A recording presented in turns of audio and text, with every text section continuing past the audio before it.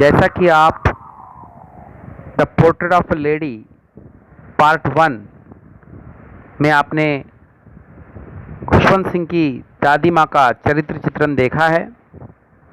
अब पार्ट 2 के अंतर्गत जो शेष भाग बचा हुआ है उसको मैं आपको हिंदी में एक्सप्लेन करूँगा।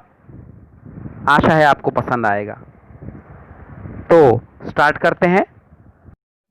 As the years rolled by, जैसे जैसे वर्ष बीतते गए, we saw less of each other, हम एक दूसरे से कम मिलते थे। For some time, she continued to wake me up and get me ready for school. कुछ समय तक के लिए तो वह लगातार मुझे जगाती थी और मुझे स्कूल के लिए तैयार करती थी। When I came back, जब मैं विद्यालय से वापस आता था, she would ask me, वह मुझे पूछती थी, what the teacher had taught me, अध्यापक ने मुझे क्या पढ़ाया। I would tell her English words and little things of Western science and learning. मैं उन्हें बताता था कुछ अंग्रेजी शब्द और कुछ पश्चिमी विज्ञान की बातें और ज्ञान की बातें। द लॉ ऑफ ग्रेविटी, गुरुत्वाकर्षण शक्ति का नियम। आर्किमिडीज प्रिंसिपल, आर्किमिडीज का सिद्धांत। द वर्ल्ड बीइंग राउंड, और ये दुनिया गोल है, इत्यादि इत्यादि। ऐसी बातें जो इंग्लिश स्कूल में मुझे पढ़ाई जाती थी उनके बारे में मैं उन्हें बता देता था। दिस मेड हर अनहैप्पी, इससे उन्हें बड़ा दुख पहुंचता था। She could not help me with my lessons, वह मुझे पढ़ाई में सहायता नहीं कर सकती थी क्योंकि उन्हें इन सब वस्तुओं का ध्यान नहीं था और ना ही उन्होंने इन विषयों की पढ़ाई की थी। उन्हें तो केवल धार्मिक पुस्तकों का ज्ञान था। She did not believe in the things they taught at the English school, वह विश्वास नहीं करती थी जो बातें मुझे इंग्लिश स्कूल में पढ़ाई जाती थी। एंड वॉज डिस्ट्रेस्ड, और वह दुखी होती थी। दैट कि there was no teaching about God and the scriptures, वह दुखी होती थी कि विद्यालयों में ईश्वर के विषय में और धार्मिक ग्रंथों के विषय में कोई शिक्षा नहीं दी जाती है। वन डे, एक दिन, आई अनाउंस्ड दैट, मैंने बताया कि we are being given music lessons, एक दिन मैंने बताया कि हमें संगीत पढ़ाया जा रहा है। शी वॉज वेरी डिस्टर्ब्ड, वो बहुत ही परेशान हो गई। To her music had lived association, उनके लिए संगीत का संबंध अशोभनीय चीज़ों से था। लिव्ड का मतलब अशोभनीय, एसोसिएशन माने जो है संगत होना। It was the monopoly of harlots and beggars and not meant for gentle folk, उनके अनुसार गाना बजाना भिखारियों और वेश्याओं का एक अधिकार था। And not meant for gentle folk, और सज्जन लोगों का उनसे कोई लेना देना नहीं था। She said nothing but her silence meant disapproval, उन्होंने कुछ नहीं कहा, शांत रही, लेकिन इसका अर्थ उनकी नाराजगी था। She rarely talked to me after that, उसके बाद वे मुझसे कभी कभी ही बोलती थी। When I went up to university, जब मैं विश्वविद्यालय में गया। I was given A room of my own, तो मुझे स्वयं का एक कमरा पढ़ने के लिए दिया गया। The common link of friendship was snapped, हम दोनों के बीच में जो साधारण सी एक कड़ी थी वह भी टूट गई। My grandmother accepted her seclusion with resignation, मेरी दादी माँ ने अपना एकांतवास शांत भाव से स्वीकार किया। सेकुलेशन मीन्स आपका एकांतवास, रेजिग्नेशन माने स्वीकार करना यहाँ पर, ठीक है। Accepted her seclusion with resignation, रजामंदी के साथ। रेजिग्नेशन, एक्सेप्टेड माने स्वीकार किया, है ना। एक्सेप्टेड हर सेकुलेशन, एकांतवास को स्वीकार किया, विथ रेजिग्नेशन मतलब बिल्कुल शांत भाव से।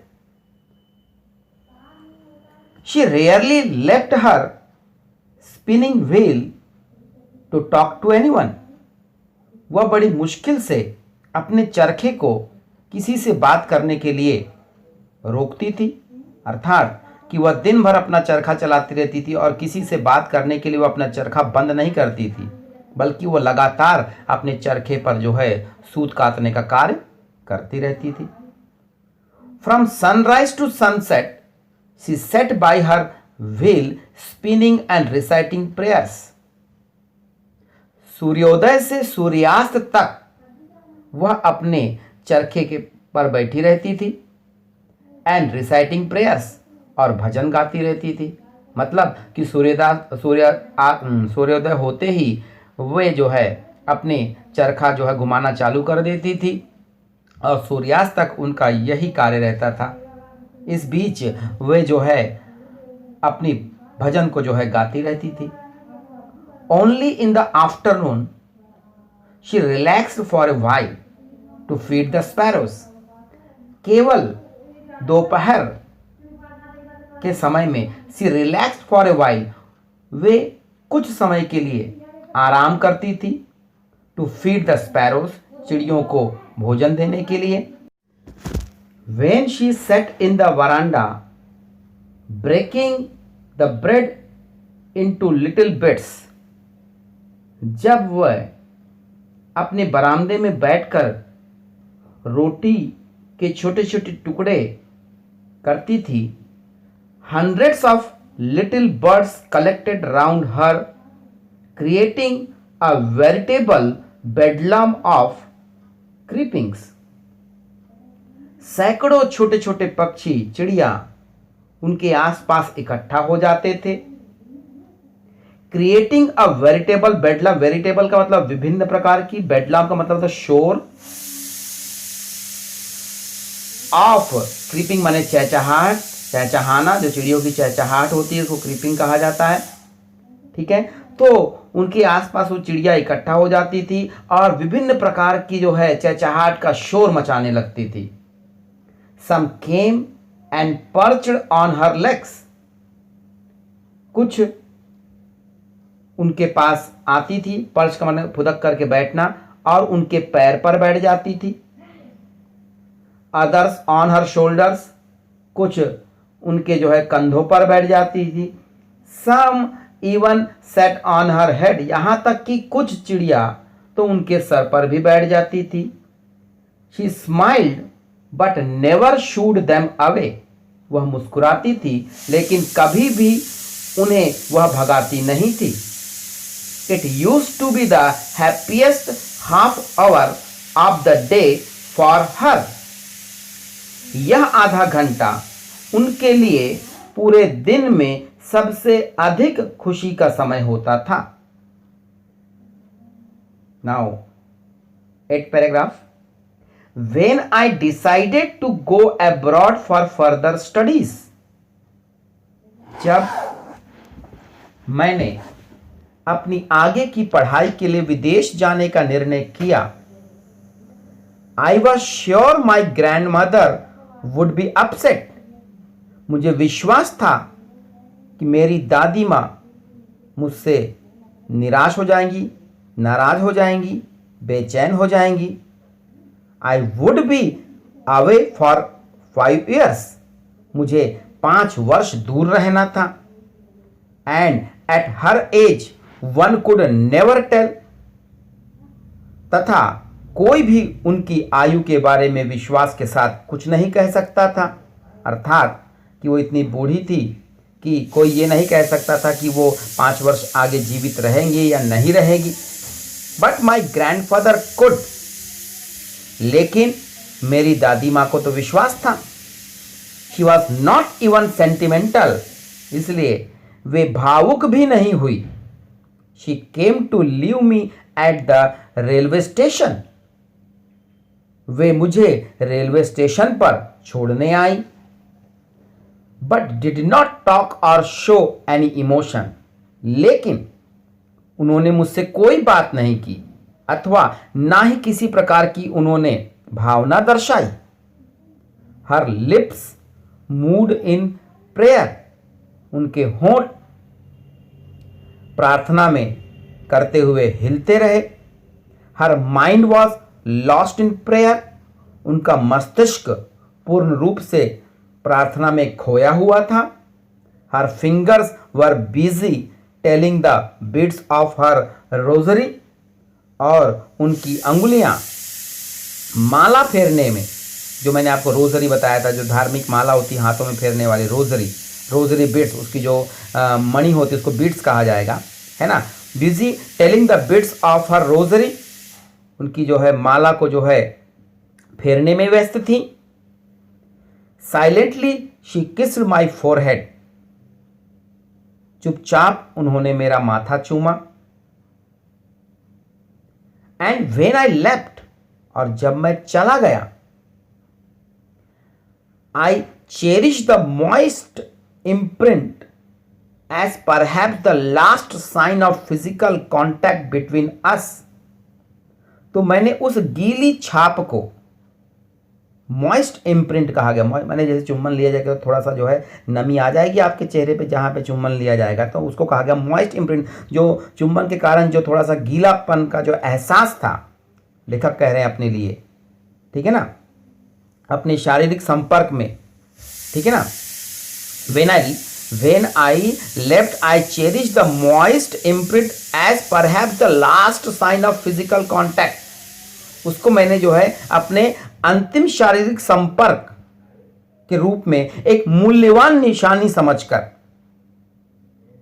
ठीक है ना, चेरिश माने प्रसन्न भी होना होता है, ठीक है ना, उसे अपने मन में संभाले रखा, ठीक है। आई चेरिश का मतलब उसको संभाल के रखना, खुशी से उसको जो है स्वीकार करना। द मॉइस्ट इम्प्रिंट, जो गीलापन का जो एहसास था उनके चुम्बन का, as perhaps the last sign, एक मतलब अंतिम चिन्ह के रूप में, क्योंकि मुझे ऐसा विश्वास था, लेखक कह रहे हैं कि मुझे ऐसा एहसास था कि शायद मैं न मिल पाऊँ, है ना, इसलिए वो जो फिजिकल कांटेक्ट हुआ था चुम्बन के रूप में हम दोनों के बीच में, बिटवीन अस, उसको लेकर के, उसके जो एहसास था, गीलेपन का जो एहसास था, उसको मैंने बहुत ही मूल्यवान निशानी समझ करके अपने अंदर में संभाले रखा। Okay, now 9th paragraph. But that was not so, लेकिन ऐसा नहीं हुआ, अर्थात कि मैंने सोचा था कि मैं उनसे न मिल पाऊंगा, लेकिन ऐसा नहीं हुआ। आफ्टर 5 years, 5 वर्षों के बाद, आई केम बैक होम, मैं घर वापस आया, and was meet by her at the station, और उन्हें मैं स्टेशन पर मिला, मतलब कि वो मुझे स्टेशन पर लिवाने आई थी और मैं वहां उनसे मिला, जिसकी मुझे संभावना नहीं थी। She did not look a day older, उस दिन वे मुझे एक दिन भी अधिक बूढ़ी नहीं लगती थी, अर्थात जैसे मैं उनको छोड़ के गया था ठीक वह उसी रूप में मुझे दिखाई दी। मुझे तनिक भी ये नहीं लगा कि वो कुछ और कमजोर या बूढ़ी हो गई हो। She still had no time for words, अब भी उनके पास शब्दों के लिए कोई समय नहीं था। And while she clasped me in her arms, और जब उन्होंने मुझे अपनी बाहों में भर लिया, क्लैस्प का मतलब बाहों में भर लेना, ठीक है ना। She clasp me in her arms, arms माने भुजाओं में, क्लैस्प माने भर लेना, ठीक है ना। I could hear her reciting her prayers, उस वक्त भी मैंने उन्हें प्रार्थना गाते हुए सुना, मतलब कि जब मैं स्टेशन पर उनसे मिला तो उन्होंने मुझे जब गले लगाया, तो गले लगाने पर भी मुझे जो है उनके प्रार्थना के बोल सुनाई दे रहे थे, अर्थात वो उस समय में भी प्रार्थना गा रही थी मन ही मन। मेरे वापस सॉरी हाँ आई कुड ठीक है, even on the first day of my arrival, यहां तक कि मेरे आने के प्रथम दिन, मैंने जिस दिन मैं घर पहुंचा, जो मेरा पहला दिन था, her happiest moments were with her sparrows, उनका सबसे खुशी का समय उनके चिड़ियों के साथ ही बीता। अर्थात मेरे आने पर उन्हें मेरे साथ खुशी का समय बिताना चाहिए था, लेकिन फिर भी उन्होंने अपना या उनका सर्वोत्तम खुशी का जो समय था वो उनकी चिड़ियों के साथ ही बीता। माने इतनी वो प्रसन्न जो है चिड़ियों के साथ रहती थी। With her sparrows whom she fed longer and with frivolous rebukes, जिन्हें वो अब पहले से अधिक देर तक खिलाती रही।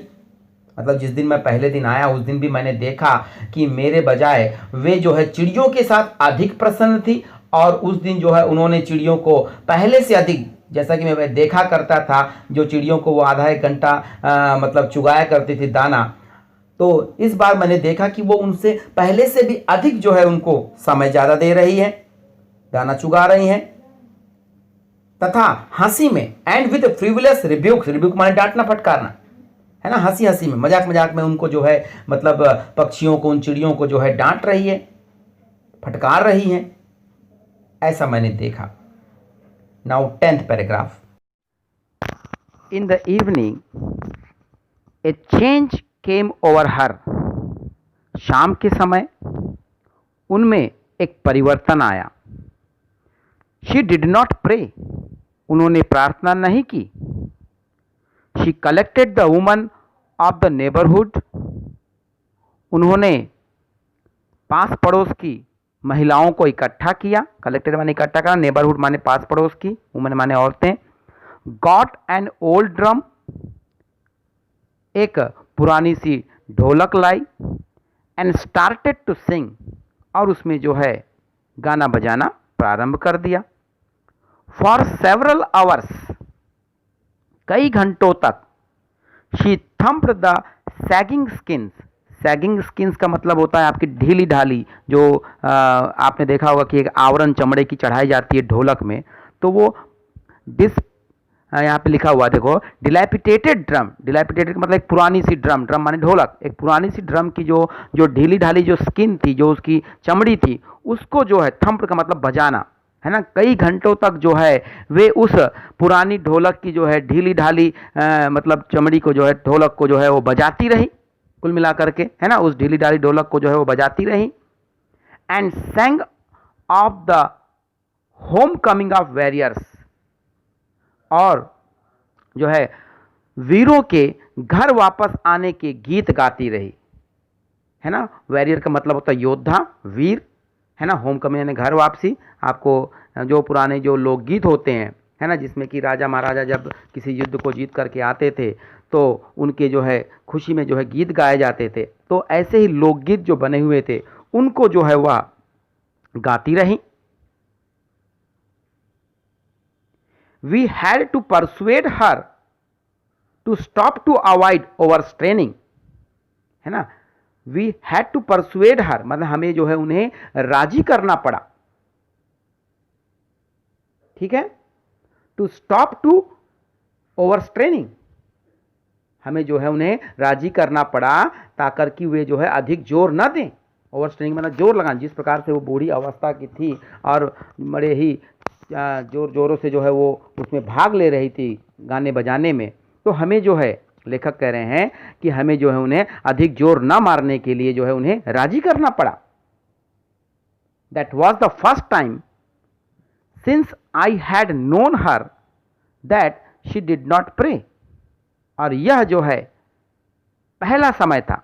सिंस आई हैड नोन माने जब से मैं उन्हें जानता था, मैंने अपने जीवन में, लेखक कह रहे हैं कि जब से मैंने उन्हें देखा पैदा होने के बाद से, तब से ये पहला समय था कि मैंने देखा कि वे प्रार्थना नहीं कर रही थी। Now 11th paragraph. The next morning she was taken ill. अगली सुबह वह बीमार पड़ गई. It was a mild fever. उन्हें हल्का बुखार था. फीवर माने बुखार, माइल्ड माने हल्का. And the doctor told us, और डॉक्टर ने बताया, दैट माने कि इट वुड गो, कि बुखार जो है चला जाएगा. But my grand mother thought differently. लेकिन मेरी दादी माँ भिन्न तरीके से विचार करती थी. उनका जो विचार था वह भिन्न था. She told us that her and was near. उन्होंने हमें बताया कि उनका अंतिम समय पास आ गया है ना. एंड वॉज नियर माने अंतिम समय पास आना. शी सेड दैट, उन्होंने कहा कि since only a few hours before, क्योंकि कि कुछ घंटे पहले ही, the close of the last chapter माने उनका जो है अंतिम समय जो है खत्म होने के कुछ घंटे पहले ही, अपने जीवन का कहा गया उन्होंने, last chapter of her life माने उनके जीवन का जो अंतिम जो अध्याय है वो खत्म होने के पहले ही, है ना. She had omitted to pray. वे जो है प्रार्थना करना भूल गई थी. She was not going to waste any more time talking to us. और आगे उन्होंने कहा कि अब उनके पास हमसे बातों में समय नष्ट करने की कोई फुर्सत नहीं है. कहने का मतलब बीमार पड़ने के पहले जो गीत बजाना हो रहा था उसमें वे प्रार्थना करना भूल गई थी. तो उसी को लेकर के उन्होंने बात कही कि जो है मेरे अंतिम समय, जो मेरे जीवन का जो अंतिम समय है उसके अंत होने के पहले, कुछ समय पहले मतलब गाना बजाने के समय मैंने जो है अपनी प्रार्थना नहीं की थी. इसलिए जो है अब जो है मैं अपनी प्रार्थना पुनः करना चाहती हूँ और मुझे जो है आपके साथ बात करने की फुर्सत नहीं है. ऐसा उन्होंने मुझसे कहा, हमसे कहा. Now explanation of 12th paragraph. We protested, हमने इसका विरोध किया कि आप प्रार्थना न करें. But she ignored our protest. Ignore का मतलब ध्यान न देना, प्रोटेस्ट माने विरोध. जो हमने विरोध किया उस पर उन्होंने ध्यान नहीं दिया. She lay peacefully in bed praying and telling her beads. और वे जो है शांतिपूर्वक अपने बिस्तर पर लेटी रही और अपनी जो है माला को जो है फेरती रही. Even before we could suspect, इससे पहले कि हम कुछ शंका कर पाते, her lips stopped moving and the rosary fell from her lifeless fingers. मतलब कि हम इससे पहले कि कोई सशंकित हो पाते, हर लिप्स स्टॉप्ड, उनके होठों ने जो है हिलना बंद कर दिया, जो प्रार्थना में हिल रहे थे. And the rosary fell from her lifeless finger. Lifeless माने निर्जीव हथेलियों से, उंगलियों से जो है उनकी जो माला थी वो गिर पड़ी. अ पीसफुल पैलर, पैलर का मतलब पीलापन, एक शांति के साथ जो पीलापन था, है ना, स्प्रेड ऑन हर फेस. उनके चेहरे में जो है एक शांत पीलापन जो है फैल गया, स्थिर हो गया. मतलब उनका चेहरा उसमें पीलापन आ गया, जो कि मृत्यु के बाद आ जाता है, आप जानते हैं. एंड वी न्यू दैट, और हम जान गए कि शी वॉज डेड, कि वह जो है मर चुकी थी. Okay. Now 13th paragraph. We lifted her off her bed as is customary. Customary का मतलब रीति रिवाज, परंपराएं, जैसा कि हिंदुओं की परंपराएं हैं, है ना. We lifted her off the bed, हमने जो है उन्हें उनके बिस्तर से जो है उठाया. Laid her on the ground, और जमीन पर लिटा दिया. जैसे कि हिंदुओं की मान्यताएं हैं कि जो भी व्यक्ति मर जाता है तो उसको जो है उसके बिस्तर से उठा करके उनको जो है जमीन पर रख दिया जाता है. And covered her with a red shroud. Shroud माने कफन, और हमने उन्हें लाल कफन से जो है ढक दिया. After a few hours of morning, morning का मतलब शोक विलाप करना, है ना। कुछ घंटों के विलाप के पश्चात we left her alone to make arrangements for her funeral. Funeral का मतलब होता है आपका जो है अंतिम संस्कार, अंतिम क्रिया, ठीक है ना। फ्यूनरल सॉन्ग का मतलब होता है शोक गीत, है ना। हम जो है उन्हें अकेले छोड़ करके उनके अंतिम संस्कार की व्यवस्थाओं में जुट गए। अरेंजमेंट्स माने व्यवस्था करना। इन द इवनिंग, शाम के समय में, we went to her room with a crude stretcher to take her to be cremated. शाम के समय में हम उनके कमरे में गए, विथ ए क्रूड स्ट्रेचर का मतलब अर्थी के साथ, अर्थी लेकर के, to take her to be cremated, ताकि अर्थी में उनको लिटा करके हम क्रिमेटेड माने दाह संस्कार के लिए ले जाएं। इस प्रक्रिया को पूरी करने के लिए जो है हम उनके कमरे में गए जहां पे उनको लिटा के रखा गया था। At the time the sun was setting, उस समय जो है सूरज अस्त हो रहा था। And had lit her room and veranda with a blaze of golden light, और उनके कमरे में और बरामदे में एक सुनहरी जो है रोशनी बिखर रही थी। जैसा कि आप जानते हैं कि शाम के समय जब सूर्यास्त होता है तो एक पीली सी रोशनी उसमें से निकलती है। तो वो जो पीली रोशनी थी, वो उनके कमरे में और बरामदे में जो है सुनहरी रोशनी, उसको कहा गया है, वह जो है फैल रही थी। स्कैटर्ड ऑन द फ्लोर, है ना। We stopped halfway in the courtyard, जब हम उनकी अर्थी को लेकर के आंगन से निकले तो हम बीच आंगन में आकर के रुके। All over the veranda and in her room, right up to where she lay dead and stuff wrapped in the red shroud, all over veranda मतलब पूरे बरामदे में, एंड इन हर रूम और उनके कमरे में, राइट अप टू और उनके कमरे से लेकर के वेयर शी ले डेड जहां पर वह लेटी हुई थी, एंड स्टफ्ड रैप माने कठोर रूप में। जैसा कि आप जानते हैं मृत्यु होने के बाद में शरीर जो है पूरा कठोर पड़ जाता है ना। तो stiff wrapped in the red shroud, और जहां पर उन्हें जो है लाल कफन में उड़ा करके अर्थी में जो बिल्कुल कठोर रूप में वो लेटी हुई थी, वहां तक thousands of sparrows sat scattered on the floor, हजारों की संख्या में चिड़ियां फर्श पर जो है बिखरी हुई थी, इधर उधर बैठी हुई थी, कहने का तात्पर्य। देयर वॉज नो क्रीपिंग, वहां पर चहचहाने की कोई आवाज नहीं आ रही थी। We felt sorry for the birds, हमें पक्षियों के लिए, चिड़ियों के लिए बड़ा दुख हुआ। And my mother fetched some bread for them, और मेरी माँ जो है उनके लिए कुछ रोटियां लेकर के आई। फेच मान लाना, सम ब्रेड माने कुछ रोटियां। She broke it into little crumbs the way my grandmother used to and threw it to them, और उन रोटियों को मेरी माँ ने छोटे छोटे टुकड़ों में जो है बांटा, जैसा कि मेरी दादी छोटे टुकड़े किया करती थी चिड़ियों के लिए। And threw it to them, और उन टुकड़ों को मेरी माँ ने चिड़ियों के सामने बिखेर दिया, डाल दिया। The sparrows took no notice of the bread, लेकिन चिड़ियों ने उन रोटी के टुकड़ों पर ध्यान नहीं दिया। When we carried my grandmother's corpse off, corpse का मतलब होता है शव, ठीक है ना, मृत शरीर।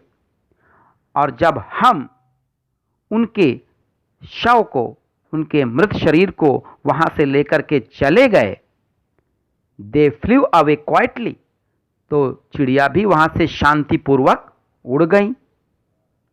Next morning the sweeper swept the bread crumbs into the dustbin, अगली सुबह सफाई वाले ने, स्वेप्ट माने झाड़ू लगा करके, है ना, द ब्रेड क्रम्स का मतलब रोटी के टुकड़े, इनटू द डस्टबिन, रोटियों के टुकड़ों को जो है समेट करके उन्होंने, उस सफाई वाले ने जो है उसे डस्टबिन में डाल दिया। अर्थात चिड़ियों ने जो है रोटियों के टुकड़े को खाया समेत नहीं, चुगा समेत नहीं।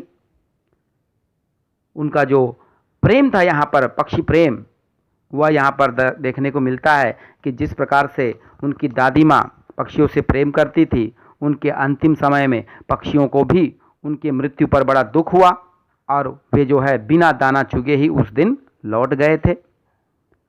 तो in this way we have learn the portrait of a lady in which